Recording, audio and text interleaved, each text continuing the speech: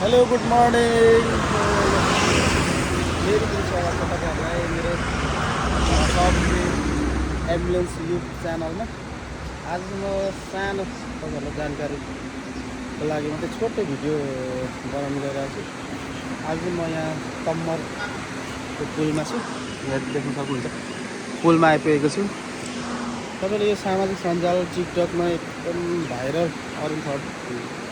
को एउटा गाडी भाइरल थाहा पाउनु भएको छ। त्यसकै लागि यो सानो भिडियो बनाउन गइरहेको छु। टिकटकमा चाहिँ एकदम भाइरल के छ भने 140 टनको गाडी चाहिँ तम्मर मुनिदेखि तारियो भन्छ, त्यो होइन। त्यो चाहिँ यही पुलबाट तारेको हो। त्यो 140 टनको होइन। जुन 140 टनको गाडी तम्मरमा डाइभर्सन गरेर तार्ने भनिएको चाहिँ गाडी आउनु बाँकी नै छ।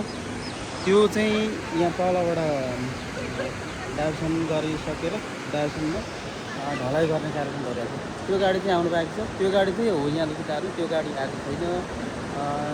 त्यो चाहिँ एकदम भाइरल भइरहेको छ साउन्डमा। त्यो चाहिँ बल्ल ढलाइ हुँदैछ।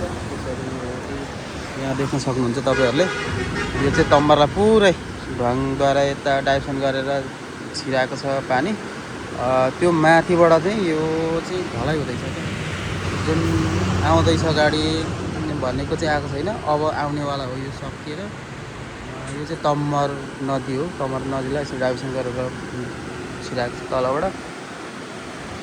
म चाहिँ यहाँ त्यसैको लागि सानो भिडियो बनाउनु पऱ्यो भनेर भिडियो बनाउँदैछु। यहाँ भाइ हुनुहुन्छ हाम्रो मनोकामना इङ्ग्लिस चालक। अनि यता यो तम्मर, यता यो पुल। हस्, धन्यवाद।